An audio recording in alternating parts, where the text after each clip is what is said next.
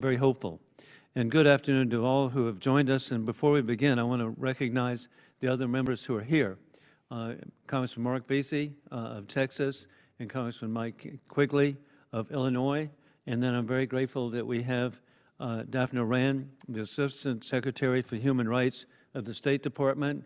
And then we're particularly fortunate to have all the way from Kentucky, Congressman Andy Harris. So Congressman, thank you for being here.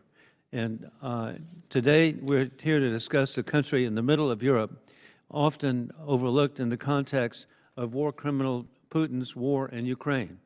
Neighboring Belarus, still controlled by the dictator Alexander Lukashenko. After 30 years and many false elections, his relationship with war criminal Vladimir Putin is closer than ever. It was Putin who helped him maintain power in the face of the popular mass protest of 2020. Lukashenko is returning the favor by allowing Belarus to be used as a staging ground for attacks on Ukraine and a space to commit other crimes, such as the invading of and the kidnapping of Ukrainian children who've been kidnapped from their homes, which is inconceivable in the 21st century that something like that could occur. Belarus is now, but it was actually in the tradition of what Hitler did with the children of Poland, and so the similarities, sadly, are very clear. Belarus is now effectively controlled by Putin. Lukashenko traded its sovereignty to protect his own interest. It's essential that we take action and precautions accordingly. This means treating Belarus and Russia the same for sanctions purposes and making sure Russia can't use Belarus as a loophole to avoid sanctions. Finally, Belarusians have suffered greatly under Lukashenko, and I want to acknowledge the bravery and dedication of those fighting for a free and democratic Belarus and sovereignty, and for the release of political prisoners. The actual elected president, Svetlana Alexievna, is courageous in her efforts to promote freedom and democracy, and it's particularly significant the country of Lithuania is in the forefront of working to promote freedom and democracy for their next-door neighbor. These patriots are at a forefront of these calls for accountability for Lukashenko, at great risk to themselves, whether still in Belarus or abroad. I appreciate the ranking member of the Commission, Steve Cohen, for recommending the Helsinki Commission hold this hearing and for being a constant bipartisan partner this Congress. And he'll be here in a few minutes. He's got another schedule issue. But the Helsinki Commission functions best when it's bipartisan. And U.S. foreign policy issues should be, as much as we can, bipartisan. Steve and I don't agree on much domestically, but when it comes to foreign policy, we are in agreement that dictators must be deterred and the United States should support freedom around the world. Thank you, Steve, when he comes. With that, I want to introduce our witnesses for the day who know very well the dangers of the Russia-Belarus alliance. First, we hear from Matvei Kupreichyk, who is a public representative for the Belarusian organization BELPOL. And I'm so grateful to have the acting foreign minister of the great country, of liberated great country of Lithuania. I mean, who, after decades, back on track. God bless you. And that is Gabrielius Landsbergis. And then we're grateful to have Kateryna Rashevska, a legal expert from the Ukrainian organization Regional Center for Human Rights. And with three extraordinary individuals, if there are any members of the panel who would like to make an opening statement, if not, we will proceed right away. And I can't wait for Congressman Cohen to get here. And so, but as we proceed, I'd like to, again, thank each of you for coming, and we will begin with the Honorable Kupreichyk. Dear Mr. Chairman, members of audience, thank you for the opportunity to participate in the hearing on Belarus at the U.S. Helsinki Commission. The BELPOL organization is engaged in documenting the crimes of Lukashenko's regime, including political repression, facts of corruption, complicity in the Russian aggression in Ukraine, and others. We closely cooperate with the Office of Foreign Assets Control of the US Department of the Treasury. Thanks to the documents handed over by the BELPOL organization, the USA, European Union countries, and other democratic states imposed sanctions on 26 enterprises in Belarus and Russia. I would like to emphasize that dictator Lukashenko is not a legitimate president of Belarus. In 2020, he lost the election to Svetlana Tikhanovskaya, but he falsified the results of the voting and illegal retained power by armed means, with the help of large-scale repressions. Our organization has received documents confirming that the Lukashenko regime has already launched a mechanism of falsification of the so-called presidential election in Belarus in 2025. BELPOL has prepared a report for the world community on the system of illegal retention of power by Lukashenko regime, falsification of previous election campaigns, and the upcoming so-called presidential election in 2025. I'm submitting this report to my testimony. Here is our report, and if you, when you read that report, if you need the attachments of that, you can write the message to our email, and we send the attachments to you. Thank you. When world politicians talk about Russia, main allies in the war against Ukraine, they name Iran, North Korea, China, but for some reason they forget about the dictator Lukashenko. Lukashenko's regime is not included in the global axis of evil. Also, in fact, it plays a significant role in it. Without the involvement of dictator Lukashenko, Putin would not have been able to carry out a large-scale invasion of Ukraine. The fighting would have been more localized. Now Lukashenko is trying to play the role of a peacemaker and negotiator, but in reality, he continues to assist in Russian aggression. The BELPOL organization has received many documents confirming that Lukashenko's regime is increasing military supplies to Russia. Thus, only the enterprises subordinated to the State Military Industrial Committee of Belarus shipped military goods worth $422 million to Russia in 2023. In the first 8 months of 2024, the same enterprises shipped military goods worth $459 million to Russia. That is more than in the whole of the 2023 year. And this is only a part of military supplies from Belarus as exports of military goods to Russia, also made by enterprises that are not part of the State Military Industrial Committee, including private firms. Here are some more figures. In 2023-2024, Lukashenko's regime supplied Russia with 4.5 million sets of parts for 122 millimeters caliber rockets for Grad MLRS, worth $260 million. In 2023, about 800 sets of electronical optical units for sights and control system for tanks and armored vehicles were shipped from Belarus to Russia. In 2024, more than 1,500 such systems have already been shipped. Contracts for the shipment of military goods to the Russian Federation are concluded for 2025 and 2026. For this reason, we should impose more sanctions against individuals and enterprises that supports Russian aggression against Ukraine.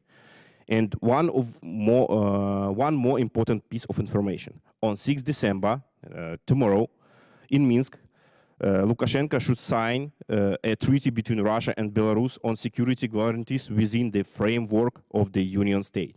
Russia concluded a similar treaty with the North Korea this year.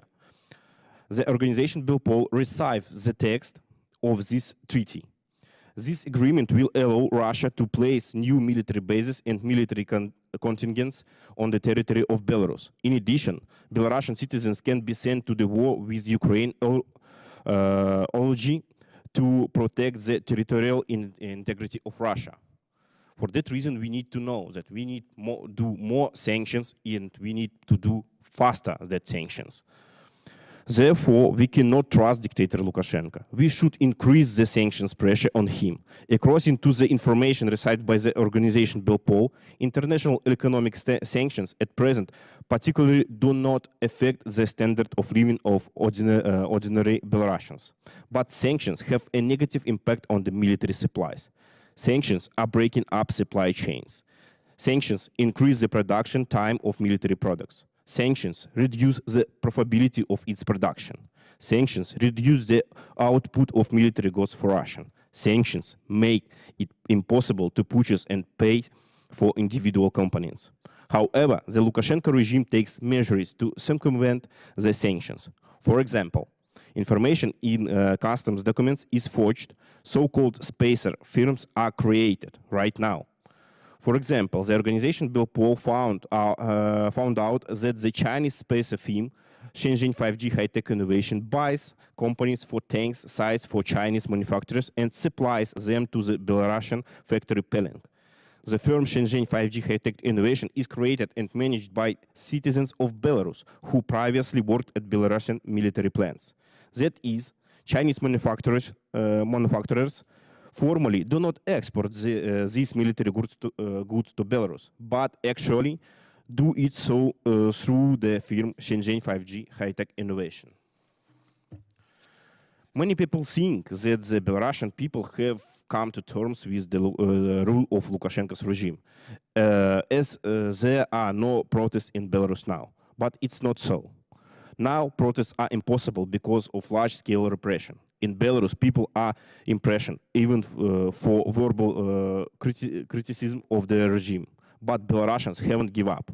They act underground. They send information about the regime's crimes to Belarusian democratic organizations. Thanks to the help of ordinary Belarusians, our organization BELPOL receives information and documents which I mentioned above. We call for increased sanctions pressure on Lukashenko's criminal regime. BELPOL and other Belarusian democratic organizations will provide the necessary assistance. But at the same time, we need your help in bringing dictator Lukashenko to justice. Thank you for your attention. I am ready to answer the questions. Thank you very much, Mr. Kupreichyk, and we're so grateful to have the acting foreign minister of the extraordinary nation of Lithuania, and we're so grateful to have Mr. Landsbergis. Thank you so much, distinguished chair, distinguished members of Congress, dear colleagues. I have a chance to present an overview, a tiny overview of the activities that we observe that are taking place in Belarus, the way that they affect the regional security in view of the war against Ukraine, of Russia's war against Ukraine. But I'd like to stress that Belarusian aggressive activity did not start on 2022. I would mark that after the stolen election in 2020, when a big part of Belarusian opposition was forced to flee Belarus and to find refuge either in Lithuania or in Poland, this is where the change really began. And I would mark that the first event that really points out to the changed behavior of the regime was in 2021, when the civilian air flight traveling from Athens to Vilnius was hijacked in the airspace of Belarus in order to take two Belarusian opposition members prisoner. There was a false report of a bomb if a plane were to land in Vilnius, so the plane was forced to land in Minsk. It landed, people were apprehended, and then the rest of them were let go.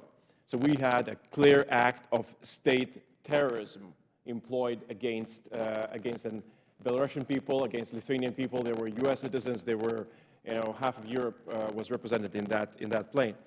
Afterwards, Lukashenko, and illegitimate, as it was said, a legitimate dictator, promised that he will, in order to continue to change the policy of Europe, he will employ different hybrid measures. He said that publicly.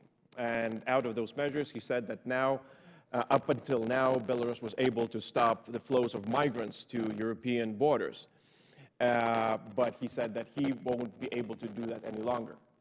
And not so long time after he made that statement public, we started seeing hundreds of people from Iraq and Northern Africa, Middle East, arriving at the border of Lithuania, and at the gunpoint, most of them at the gunpoint, being pushed through the border of my country.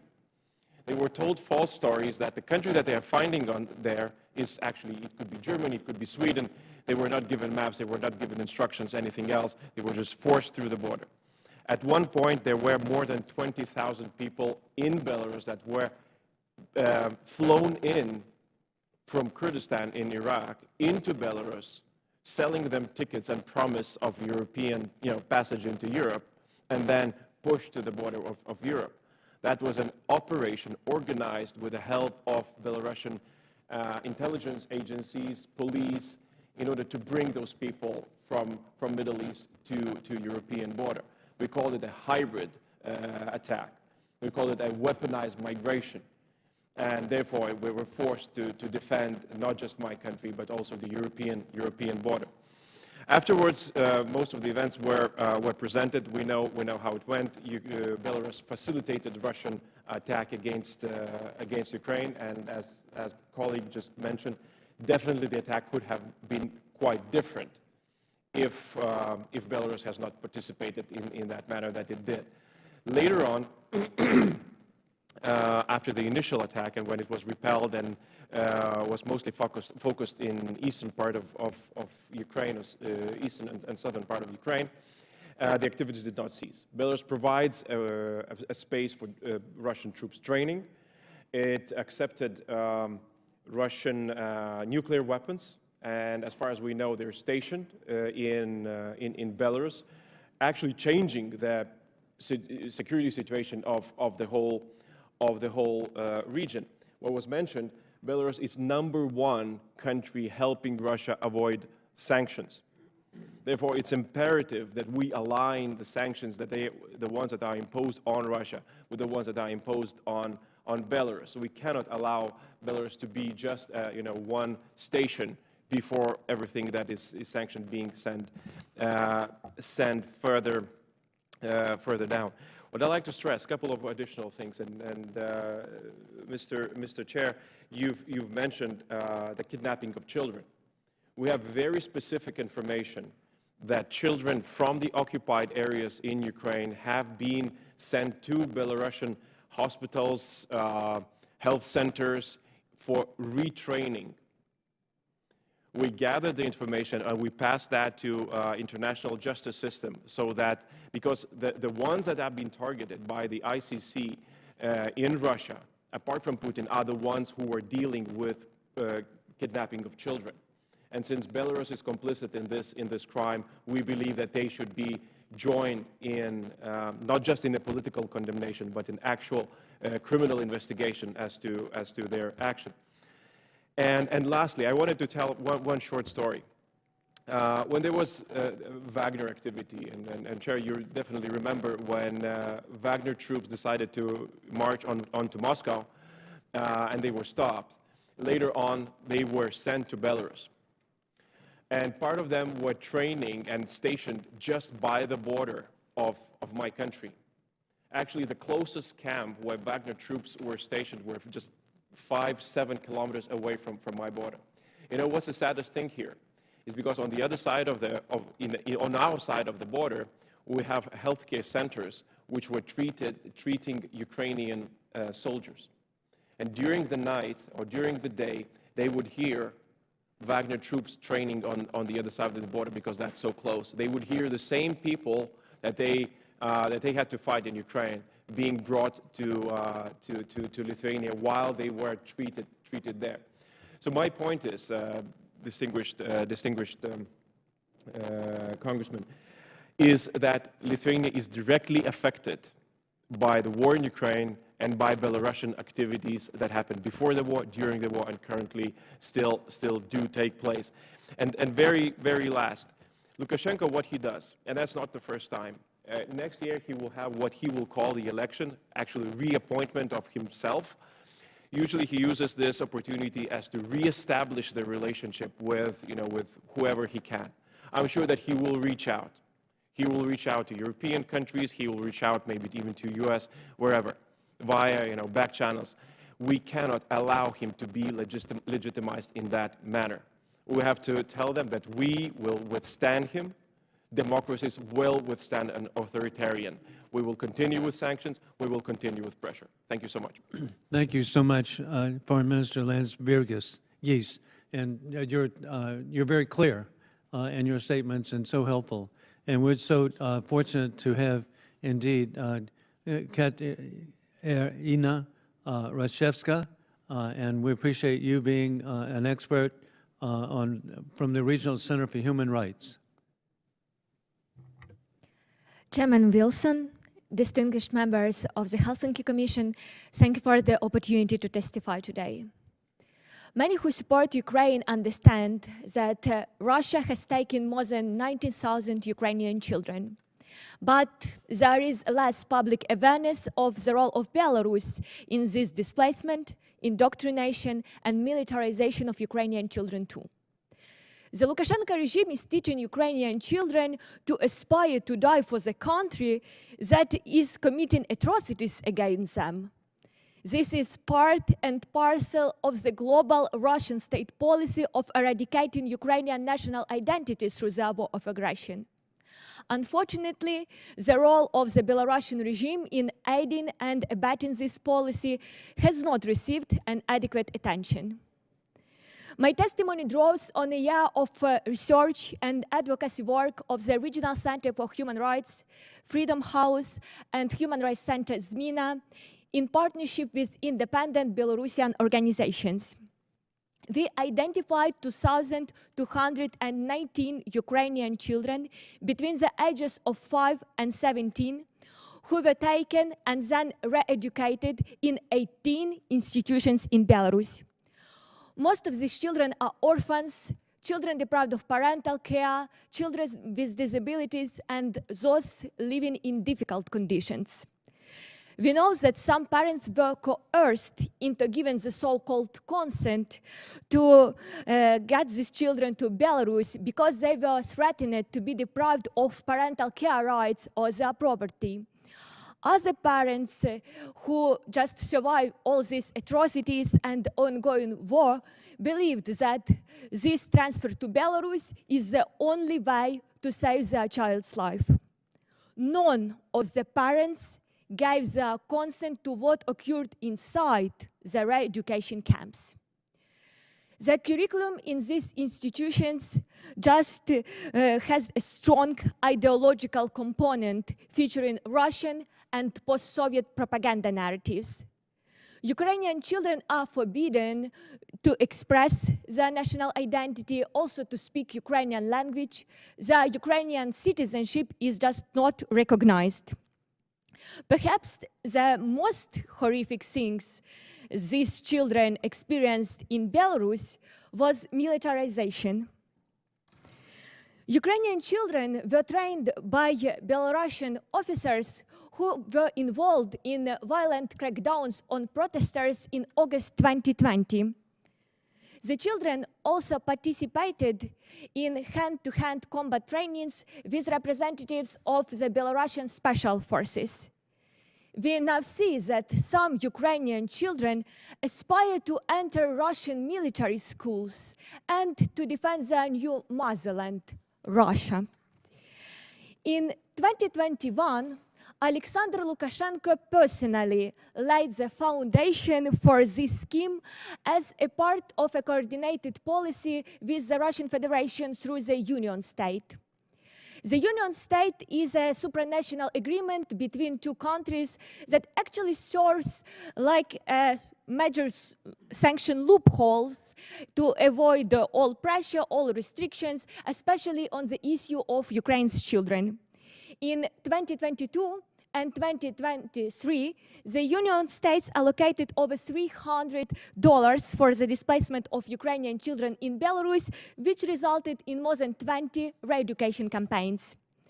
This scheme of displacing Ukrainian children goes all the way to the top to include Vladimir Putin, Alexander Lukashenko, as well as Dmitry Mezintsev, the State Secretary for the Union State, and Mikhail Mishustin, Russia's Prime Minister.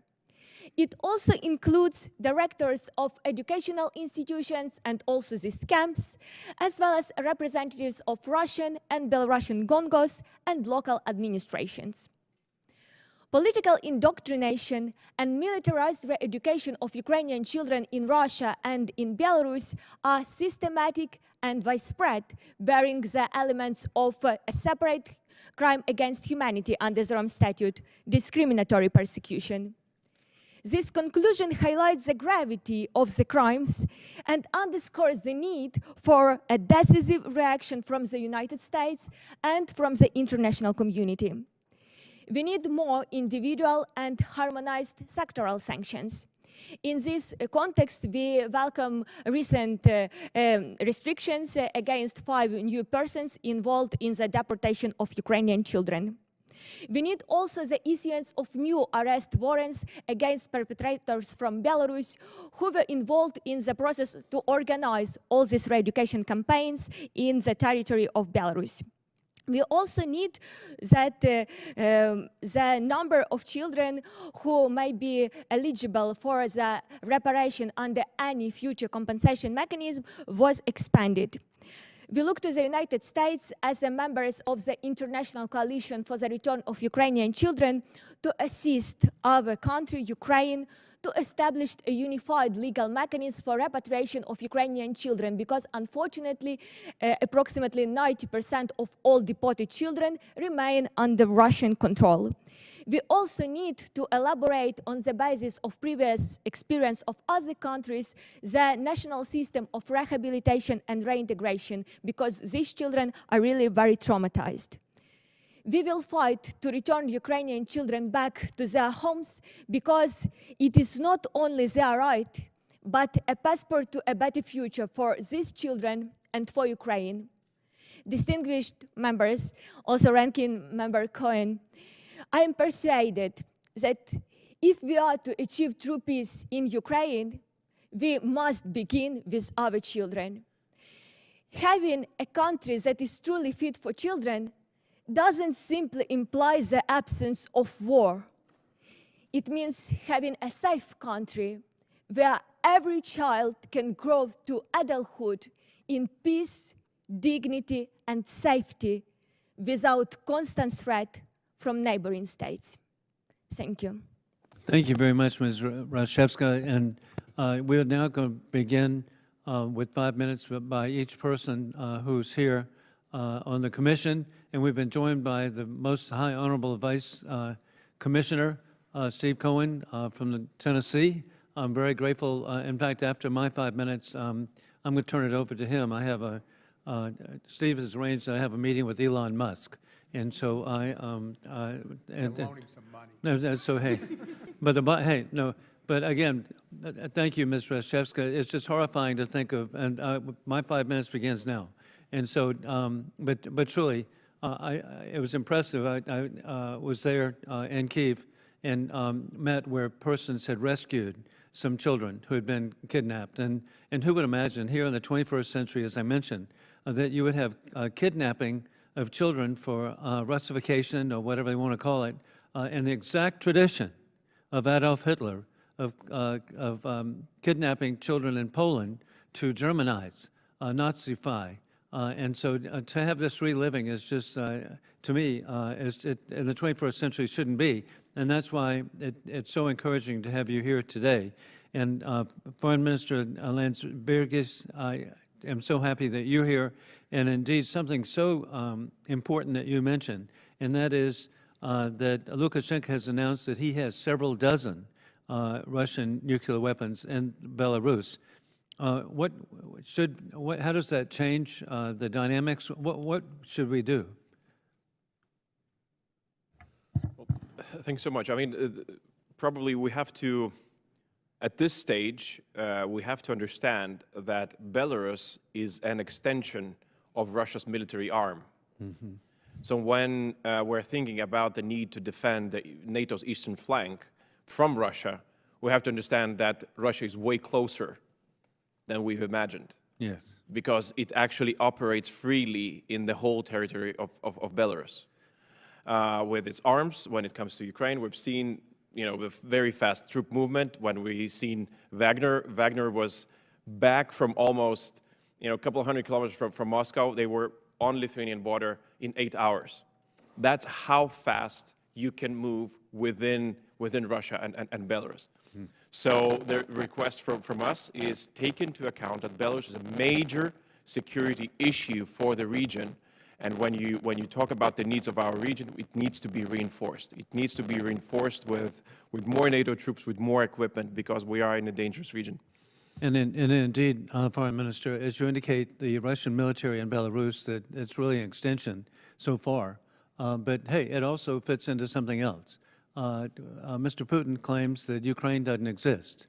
As he's trying to recreate the Soviet Union, I wonder if the people in Belarus understand that means one day they won't exist too, as we've already seen with the Russian occupations continuous of Transnistria in Moldova and the South Ossetia and Abkhazia and the Republic of Georgia, maintaining troops in Armenia.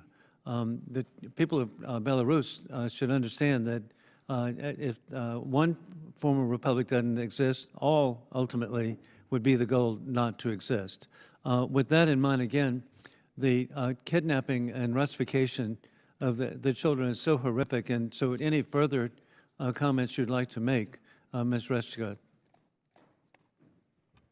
So maybe I would like to demonstrate some photos, Oh, wow. just yeah.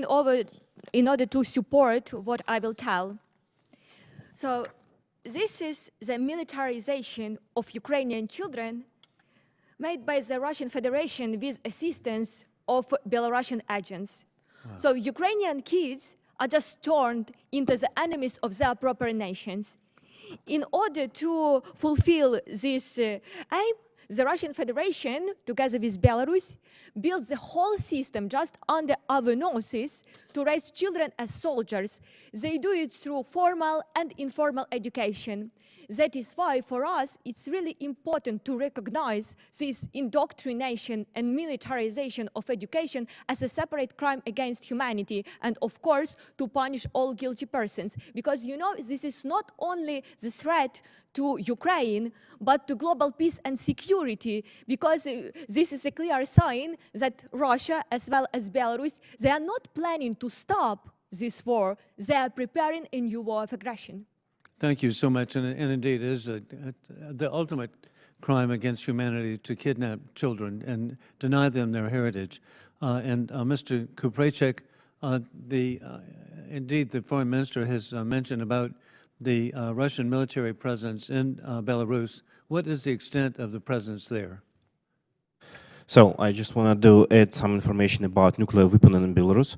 BELPOL organization just a few weeks ago published our investigation about tactical nuclear weapon in Belarus. Right now, we can say that Lukashenko do not have any nuclear weapon in Belarus. But tomorrow, Putin and Lukashenko signed a new document about Union State, and we have information that in the second part of 2025 and beginning of 2026, Putin transfer tactical nuclear weapon in Belarus.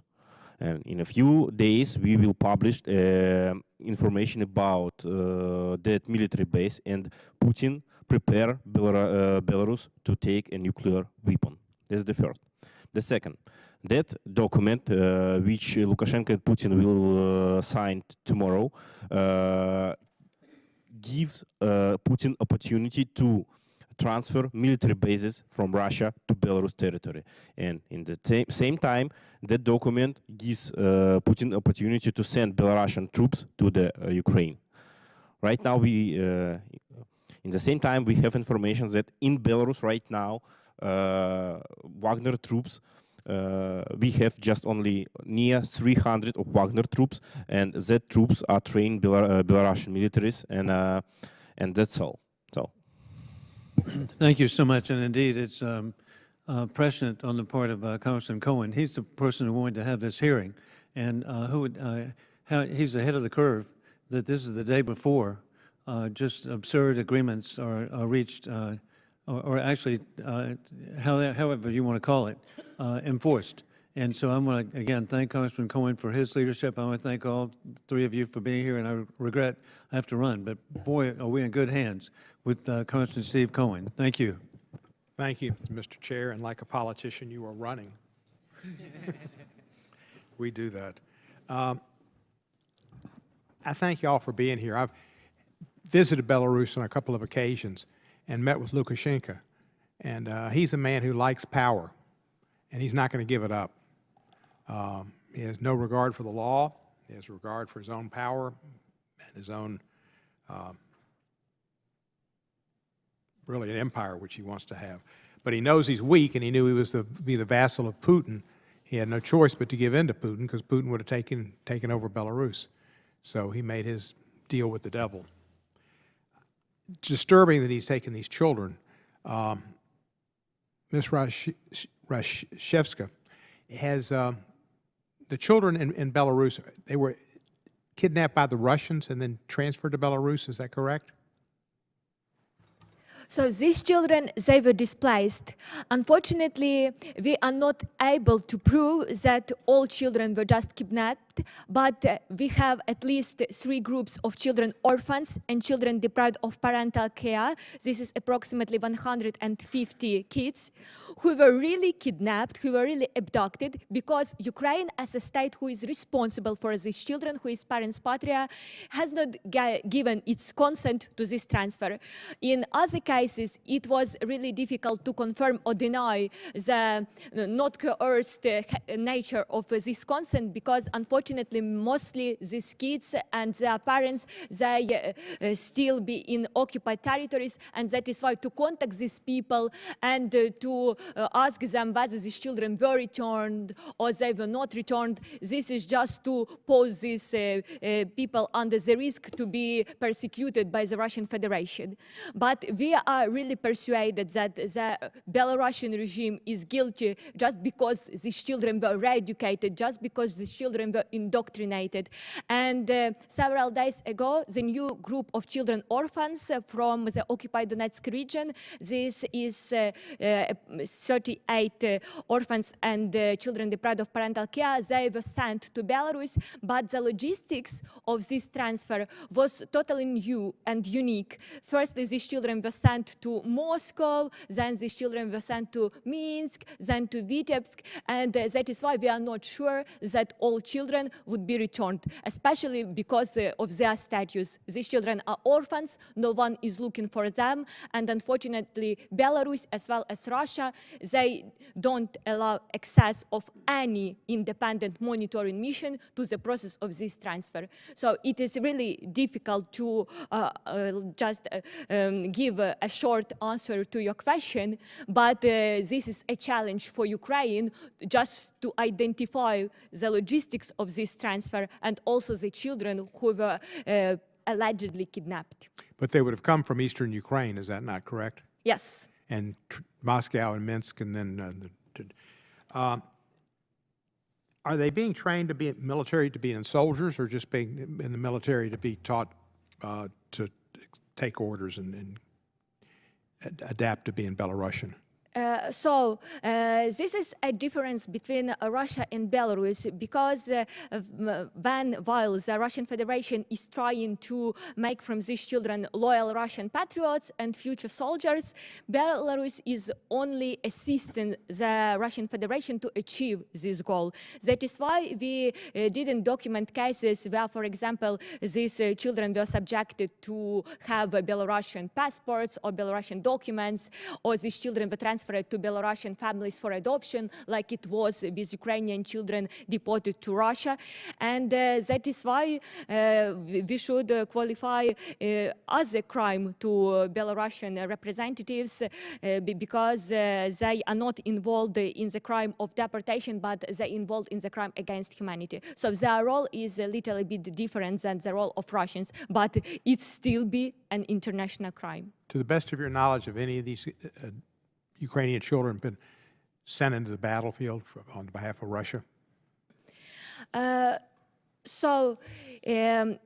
We documented at least 27 children who were firstly sent to Belarus, then they were returned, then they were sent to Russia, and the fate of these children is unknown. So we are not sure that Belarus is not used as some point in order just to organize the process of the final deportation of these children to Russia. For example, to use this time in order to prepare these children, to find for them Russian foster families, and so on and so forth. So this is also the unique role of the stay in Belarus for these children. Thank you very much. I'm going to yield to Mr. Quigley from Illinois. Thank you, Chair. Could you go just a little deeper dive, sir, into, you talked about Belarus helping Russia evade sanctions. Can you give some examples and details on that?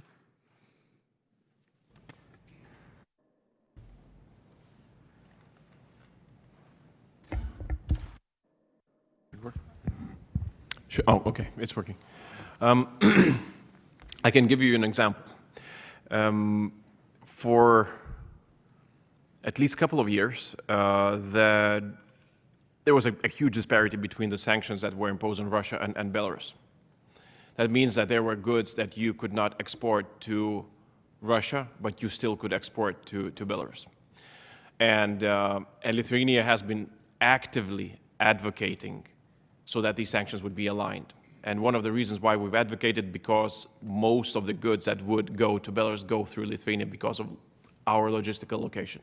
You know, the best roads, the best railroads, the best connections go through my country.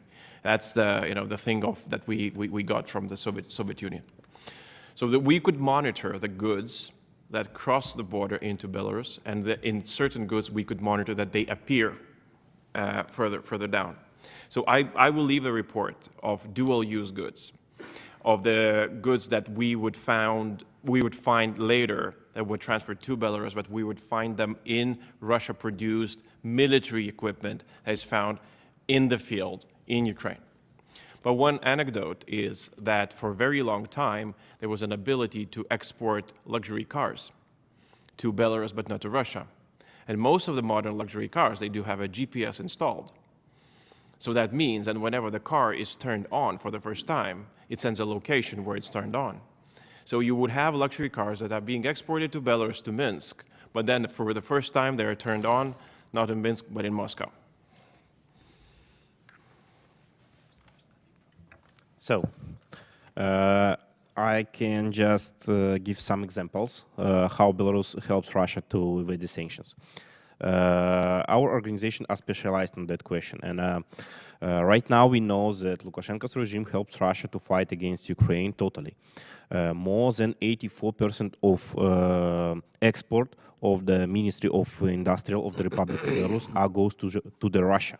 Right now, 84%. It's like a big number. And in the same time, we know that, an example, Belarusian state industrial complex helps to produce Russia some military goods, like sights for tanks, for mortars, for artillery, and so on. And Lukashenko's regime buys some equipment through the China, and after that they collect that sites and so on, and after that they send it to the Russia, and Russia use it in the battlefield and so on. In the same time, we know that European Union 14th sanction package works really well, and that package gives that package. Because of that package, Lukashenko lost more than $1 billion just on the half of the 2024 year, and it's like a really good success of the work, and we can show how sanctions works. Thanks.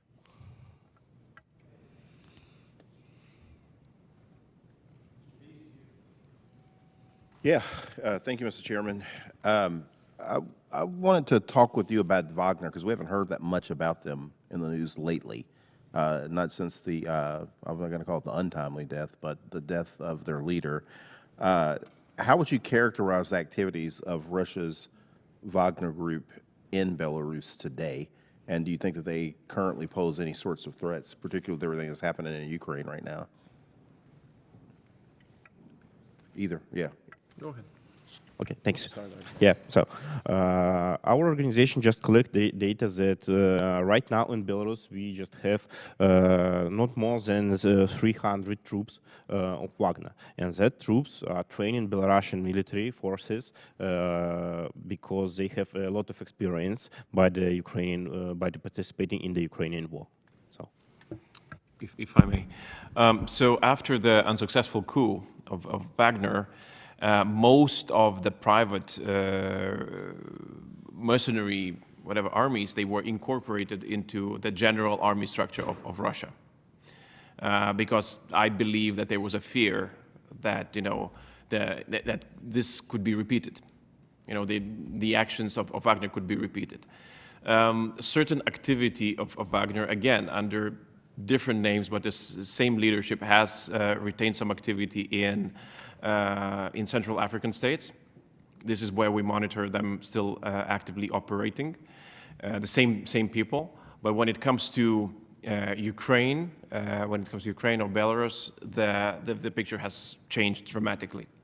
Probably the main lesson out of the whole situation, of the turmoil, let's call it that way, I think, at least for us and for the security of the region, was the speed of the development of events. Because most of the people in the European theater were caught off guard as to how fast the events were developing. So when we talk about the security, and when we say that we have eyes in Russia, when we say that we have eyes in Belarus, and we do, we see movement. Unfortunately, this does not count for stray units. This does not count for immediate action when the decision is being made on point, and then the troop movement begins. So it should serve as a lesson as to how fast we can come from a situation which is manageable and not pose a security to NATO, and suddenly does in 8 hours later. So this is the concept, and when we're talking about the increased need of security for eastern flank, this is the exact reason why, because the countries are unstable basically, and they do not necessarily manage the threats to us the way that we think that they might.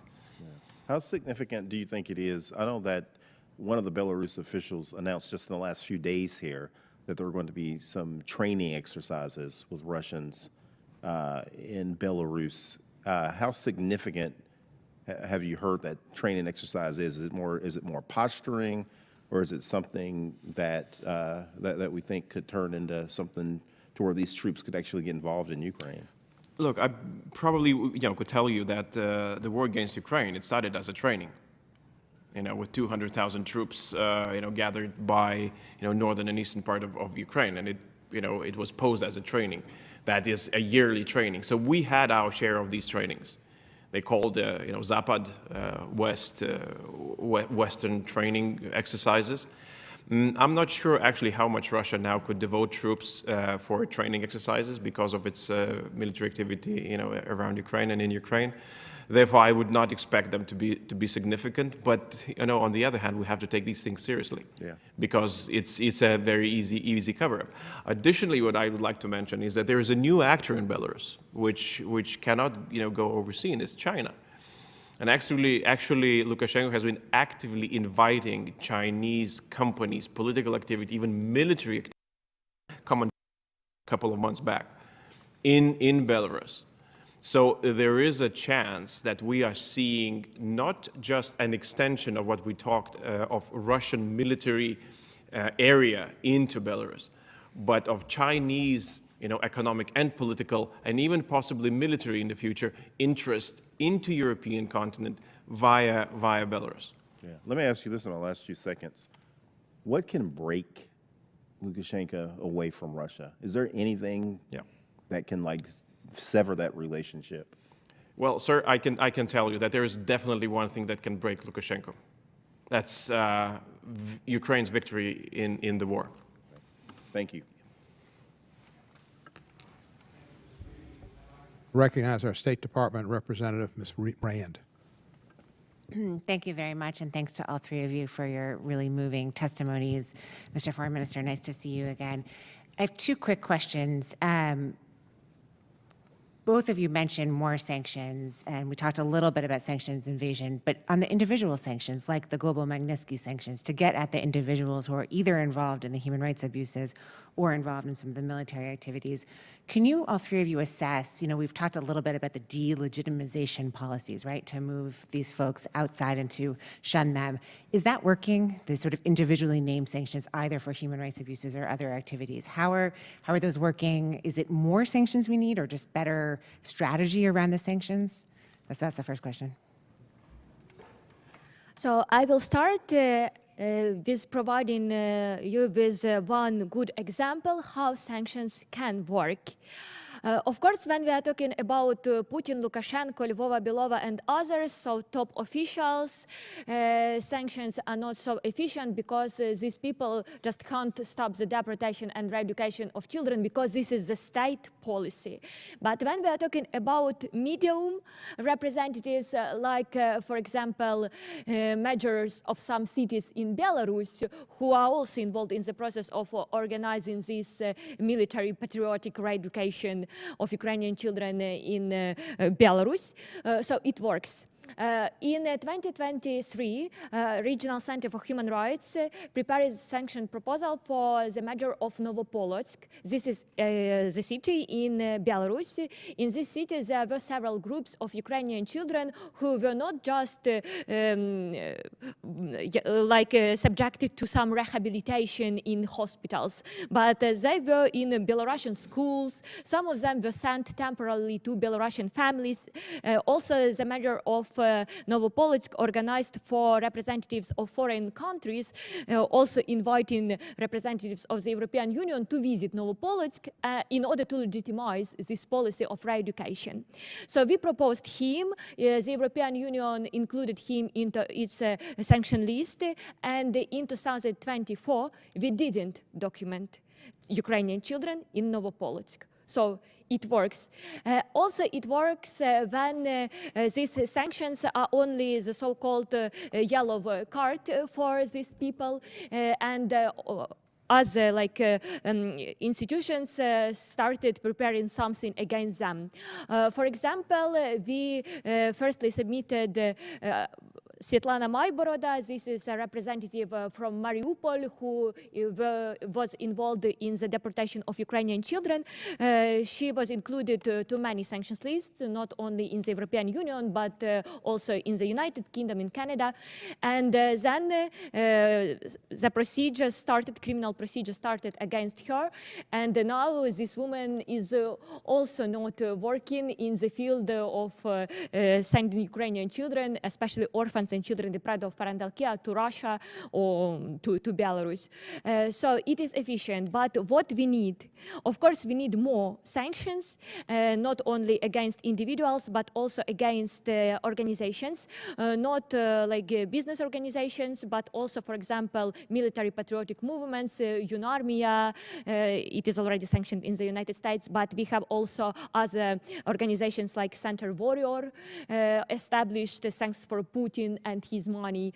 Also, we have another organization, People Friendship Academy Akhmat, established thanks for Ramzan Kadyrov. So we need also include these organizations into the sanctions list. And we need to harmonize sanctions between different states, because it is just not normal when some people are already included into the sanction list of the European Union, then they have some time in order just to transfer their money to some other jurisdictions to hide them, and then this jurisdiction started the process, another process, just to include these people with the same evidence to their sanctions list. So we should harmonize. Maybe we need some unified database in order to do it, maybe some additional agreements, but when these processes are not harmonized, they are not so efficient, and unfortunately people who are really involved in the deportation and other crimes against Ukrainian children, for them these sanctions are just nothing. So, I just can give some examples of how sanctions really works. And sanctions stopped production of sites for T-90 tanks for more than 3 months in the summer of 2024. I think we can save a lot of lives of Ukrainian troops for that stopping period. Since November 2023, the estimated profitability of some companies produced by state military industrial complex of Belarus fallen to 5%. When we push just some more, we can do like 0 or minus 5%, and it's not the reason to produce more of that production. The price of Belarus machinery delivery to any part of the world has increased 3 times in 4 years. At the same time, Belarus holding is the main source for the dictator Lukashenko, from where he stole more than $5 billion for 70 years. And right now, we sanctioned it, Belarus holding, and we need to sanction trade house Belarus, which are based in Moscow, and after that we can find stolen money and we can help Belarusian democratic forces to win that game. So, according to the Belarusian Foreign Ministry, the amount of losses from the 14th package of the European Union sanctions amounted to about 2.5 billion of US dollars. So I think it's a really good number. And for that reason, we need more sanctions, because Lukashenko's regime is like, it's not like in a democratic state when we need to do a lot of procedures, when we need to do a lot of things to change the scheme or something like that. In the Belarus right now, it's an authoritarian state, and Lukashenko can just say 2 words and all the machine works to change the structure, change the scheme of the sanction evasion, and so on. For that reason, we need to provide more sanctions and more faster. Thank you. I'm out of time. I just wanted to thank the government of Lithuania for hosting the Belarusian opposition. We haven't talked about that, but that's an incredible service you're doing to democracy in Belarus, and if there's anything we can do to help. Thank you. I'd like to recognize the gentleman who represents the second best barbecue city in America, Kansas City, Mr. Cleaver. Thank you, Mr. Chairman. You know, this is a complex issue, probably not as complex to people, and one of them would like to see Lukashenko out of the way, but I'm having, you know,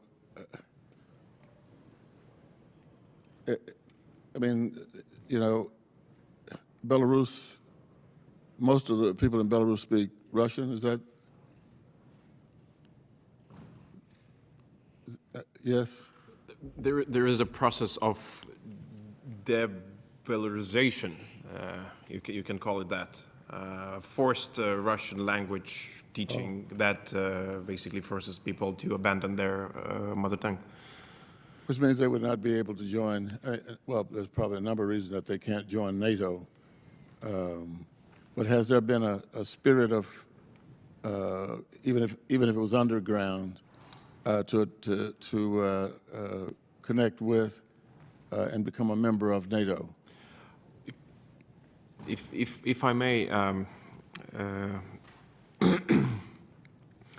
look, there is like any questions of Belarusian joining transatlantic alliance or European Union are in the future.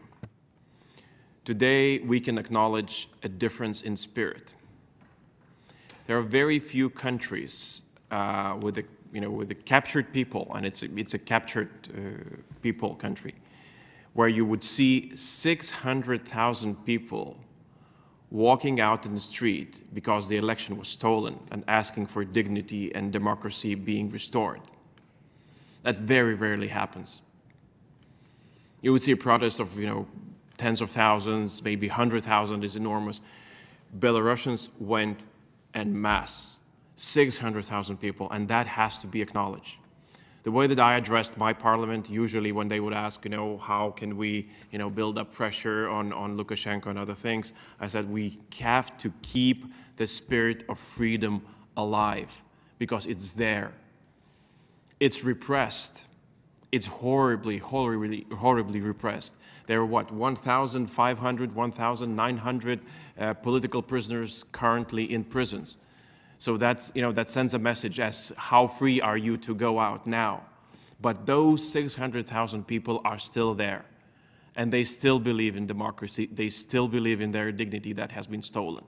And we have to support that today for any other questions to be answered in the future.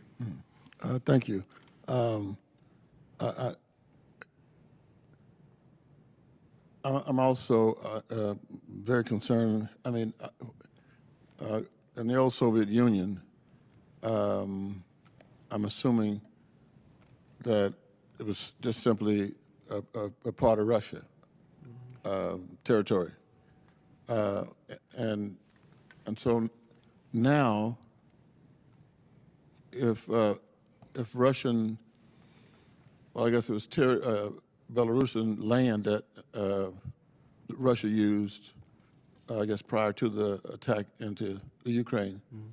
But is there any suggestion, even mildly, that Russian troops are being, or let's say, Belarusian troops integrated into Russian units? I mean, Russia's lost. I mean, nobody knows the number of troops they've lost, and so they're in trying to get a land army. You know, I guess now we're looking at North Korean troops. So I'm just wondering if there are Belarusians who would have any desire to fight with the Russians. So right now we have a military unit in Ukraine, Belarusian Democratic Military Unit in Ukraine, Polk Krynovska. And right now we know we just collect data from the military services of Lukashenko's regime. And we know that after war starts in 2022, a lot of Lukashenko's troops changed their mind. They don't want to participate in that crime war. They don't want to die in Ukraine, and they want to do something like connected with the war in the Ukraine. But we have a few military units in Belarus which just want to participate in that war. It's like Gubopik, it's like the most terrified unit in Belarus, which are tortured a lot of Belarusians. Belarusian OMON, it's like a special militia unit in Belarus, and so on. And we know that the mostly Belarusian officers of the army, of the police, like militia in Belarus, do not want to participate in war in Ukraine. They don't want to go to the Ukraine. Nor would they want to be a part of the collective security treaty organization that has set up that's close. They are part of a treaty. They are part of a treaty, but as far as we know, and as far as we are being briefed by our services, is that they are resisting until now successfully any pressures by Russians to join in active military activity in Ukraine. There have been worries that at this stage that Belarusian troops might join in the activities, especially if Russia, feels pressures. But I understand that Ukrainian military also serves as some sort of a deterrent. That currently Belarus is not being attacked by Ukraine. There are no targets that are being, hit in Belarus. But that message has been sent to Belarusian authorities that if you would decide to join in together with Russians actively fighting in Ukraine with your troops, your military targets would become targets for Ukrainian weapons. And this is probably what works as some sort of deterrent until now. We are not sure whether that will remain so. And therefore Ukrainians and others in the region, we have to keep being vigilant with whether that happens. Thank you. Thank you, Mr. Chairman. May I just briefly add to this, because unfortunately the part of this resistance not to participate actively on the field in Ukraine with armed forces, the part of this resistance is the policy of indoctrination of Ukrainian children by Belarusian regime. This is, you know, some point where Lukashenko may play, talking to Putin that, oh, I am participating in these activities, Ukrainian children are welcomed in Belarus in order to be militarized and educated. We are supporting this policy, but we are not ready to support you actively by our military troops. So unfortunately, in this case, Ukrainian children are just instrumentalized by Lukashenko regime for another time. Thank you. Thank you, Mr. Cleaver. Mr. Landsbergis, you said that if Ukraine wins over Russia, that would be a problem for Lukashenko. Why do you say that? Well, sir, we in Lithuania see war in Ukraine as a zero-sum game. If Ukraine is stronger, if it's able to push Russia out, that means that Russia gets weaker. If it gets weaker, its grasp, a geopolitical grasp, political grasp on so many countries in the region, on the captive nations, becomes weaker. Well, I understand that. It becomes weaker. I don't know that it becomes weaker, that Lukashenko gets stronger, because he's pretty weak when he capitulates to Putin, which is what he did. I mean, he capitulated without a war, but he saw what would happen, and Putin would have taken over Belarus. But sir, he clings on his partnership with Putin. Right. Putin serves him as a geopolitical bodyguard. Yeah. And if Putin is no longer there, you know, too busy solving his own problems, this is where Belarus has a chance. Belarusian people have a chance. And obviously it's up to them how to realize that chance. You know, I wouldn't name the ways, but I'm thinking that they're pretty clear what they can do. But now we're seeing Russia, its military so close, supporting the regime in Belarus. This is what chokes the freedom out of people. Well, it's a difficult situation. Resolution is going to be, I mean, Lukashenko wants to be Lukashenko, and he wants to stay in power. Putin wants to be Peter the Great.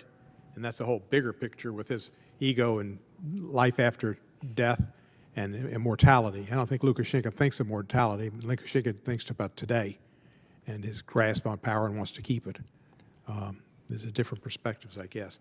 And Ms. Rashevska, we know that the children, how do you know that they're orphaned? Did they come from an orphanage, or did you just assumed they did? So, you know, the most maybe horrific thing that Russians as well as Belarusians, they are not even trying to hide all details about these children. Sometimes we even found in open sources names and surnames of these children. Then we verified their data with Ukrainian database Children of War, and we found that these children were not only orphans or children deprived of parental care, but they were looked for as children deported by Russia. So they are just publishing everything because they would like to maybe to legitimize their actions by this way. And also, of course, they are even identifying the number of boarding school from which these children were taken. Sometimes like Ambrosiivka boarding school number 5. So we know all the details, and we are persuaded that these children are orphans. And of course, this is information from open sources, but we also had other closed source of information with all relevant data in order to verify our assumptions. Orphaned because of their parents died before the war and they were in an orphanage, or the parents died when the Russians invaded? There are both types. Both. So like children who were before the large-scale invasion in these boarding institutions, but also there are some children, in particular from Mariupol, who lost their parents, and this is the most difficult situation because these children were not previously in the unified database of Ukraine. So unfortunately, we don't know any personal information about these children, about their blood relatives, and so on and so forth. That is why it is really difficult to identify these children and also to return them back to Ukraine. And one child, one boy from Mariupol, he was firstly taken to Belarus to this re-education camp, and then unfortunately he was not returned to occupied territory. We just don't know his fate. Maybe he was taken to Russia to forcible adoption. Yeah. Well, I don't know what the story is, whether the Belarusian authorities want these young people to be Belarusian and be there and have a home in Belarus, or if they want them to be part of the military. And if they become part of the military, they very likely could die in battle, and then they would lose them. And whether they're more valuable alive to Belarus is showing, you know, their youth and what they've done for them, or if they're more powerful being a part of the military. I don't know which their priority is. Do you have any idea what their priority would be, to send them to battle, or would they want to keep them in Belarus to keep them alive? So, as I have already mentioned, these children, they are not detained in Belarus. That is why they are not imposed by Belarusian citizenship. They are not becoming Belarusian citizens, and so on and so forth. Of course, we have documented cases where Belarusian representatives, they expressed their will that these children in future will enter Belarusian universities and then will live in Belarus. And unfortunately, some children publicly to Belarusian media testified that, oh, maybe in future we would like to live in Belarus, because they were just indoctrinated, they were just brainwashed. But the main goal here is just to assist Russia in achieving this goal to militarize Ukrainian children and to turn them into Russian soldiers, not Belarusians, because as I have already mentioned and highlighted, that Belarus is not willing actively participate in this war with their troops. That is why they are just preparing from Ukrainian children Russian soldiers, in order that Russia in future will use these children as cannon fodder against their proper nation. Yeah, that's what I've read, that it's possibly what they would occur, and they're indoctrinating them, and they would be fodder, cannon fodder, and they would go and fight Ukrainians, and that they need bodies. And here I would like also to highlight that unfortunately we had already cases where children from occupied Crimea and Donetsk and Luhansk regions, so-called DPR and LPR, it was before the full-scale invasion, so these children were also militarized with this UNARMIA movement, and then these children participated in special military operation. Some children died because they were killed, and other children, they finished, so they were demobilized. And now these children, ex-children, Russian soldiers already, they are training Ukrainian children from newly occupied territories. And this is really dangerous tendency, because the Russian Federation is trying to use already brainwashed children from Ukraine against children who are from newly occupied territories who have this Ukrainian identity. And they are just trying to demonstrate them, oh, please join these all military patriotic movements and military camps, be like us, because if no, you will be bullied, you will be like your brothers, other Ukrainian ex-children, they will do something against you. So this is this use of Ukrainian children each against each other, this is very dangerous, unfortunately. Thank you. Mr. Kleber, do you have anything else?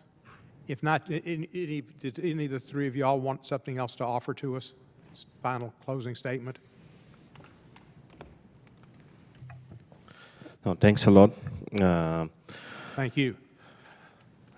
Today we have a really difficult situation because we have a full-scale invasion in the center of Europe. And my state, because of Lukashenko, took participate in that criminal war.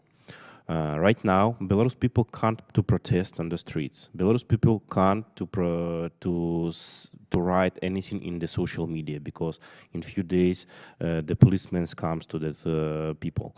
And right now we need to fight against Lukashenko, and we are asking on the whole democratic world to help Belarusian democratic forces to fight against Lukashenko regime. We asking for help and we asking for support. Thanks a lot for your attention. Long live Belarus. Let me ask you this question. I know there's some American military forces in eastern Lithuania, kind of north of Vilnius, I think, and right near the Russian border. And there's some Russian forts just across the way. Are those manned by Belarusians or by Russians these days? So right now we don't have any information that Lukashenko's regime placed Belarusian army or Russian troops on the border with Lithuania. But in the same time, we know that Putin don't want to stop in the Ukraine. Putin prepare the big battle in 2025, 2026, 2028. And we know that right now Putin sponsorized a lot of building or a lot of new plants, manufacturers in Belarus to produce the artillery shells, rockets for the MLRS Grad and so on. And right now we just collect information about new plant in Belarus that Chinese engineers helps to build, and that plant should to produce more than 10,000 rockets, 122 millimeters in a month. It's like a big number of the shells, and we know that Putin don't want to stop in the Ukraine, and for that reason we need to fight against Lukashenko. For that reason we need to fight against Putin. Yeah, I got you. Thank you. Yes, sir. Just following up, is there tension, visible tension, I guess maybe you can't say tension, you have to feel it, but tension between Poland and Belarus? Well, sir, there is a tension throughout the region. When you have neighbors like Russia or Belarus, there's always tension. That's a bad neighborhood, but So, but getting into specifics, I probably could mention that there has been a long-standing row between Belarus and Poland when it comes to a imprisoned head of Polish minority in Belarus. And Poland was actively seeking his release out of prison and possibly out of country, and it was denied. So, but it's just one of the examples. I mean, when you have nuclear arms placed, closer to your border, where there's, supposed to be none, it provides tension. Let me ask you one other question. You're the foreign minister, but you know about Russian television, which Putin controls, putting the nude pictures of the president-to-be's wife on television. Where's the psychology of that? Is that just to say, hey, we've got other pictures and be careful and we'll use them? Or is that just, I mean, it's just bizarre. What kind of thinking was behind that, do you think? I think the intention, but that's, one has to try to look into a mind of a person, right? Because there is a person who's playing some sort of a game. So I would assume that it's a game of humiliation. Just humiliate, not blackmail, more humiliation. No, I don't think that this would be the case. I think that it's humiliation. This has been done in the past with with quite a lot of other people, let's say, who Putin wants to either intimidate or humiliate. So it could be what was previously the Russian opposition. That was a usual Friday evening for them to find themselves on national TV. Kind of to make a joke or something like that. Yeah, it was pretty weird. Yeah. Think he'll ever go to Mar-a-Lago? Sorry? Putin. Think he has plans to go to Mar-a-Lago? If I may, sir, my point is, and coming back to your previous question, I think when we talked about Lukashenko and what can weaken him, I think we're given a historic chance. with what is happening in Ukraine. And I hope, I really do hope that we won't miss it. Because we're on a crossroad. It's either we make Ukraine stronger for whatever comes, for battlefield, for negotiations, but just stronger, way, way stronger than it is now. And that solves so many things in the region. That solves, NATO's eastern flank, that solves Belarus, that solves Moldova, that solves Romania's election, where Russia is now actively trying to influence them. It solves South Caucasus, Georgia, Armenia. I mean, it basically, there is a point which connects to so many other points. And if we don't solve it, if we don't make Ukraine stronger, then we'll have to return to this chamber and talk about way bigger problems in Belarus, in Georgia, in Moldova, in Lithuania. Who knows where it will stop. And I really do hope that those with power will be able to use it. Thank you, sir. I can assure you, you have my support. Ukraine does, and I understand your position, and it's exactly right. And it would be a terrible mistake to go back to just acquiescing to Putin, letting him think he won, and basically letting him win. And then he won't stop there. It'll be Estonia, and then Lithuania, and Latvia, and he's got his eyes on the Exactly.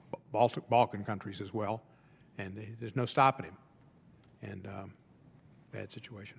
Thank you all for your testimony and your time. Appreciate Thank it you so very much, sir. And with that, this is adjourned. Pop.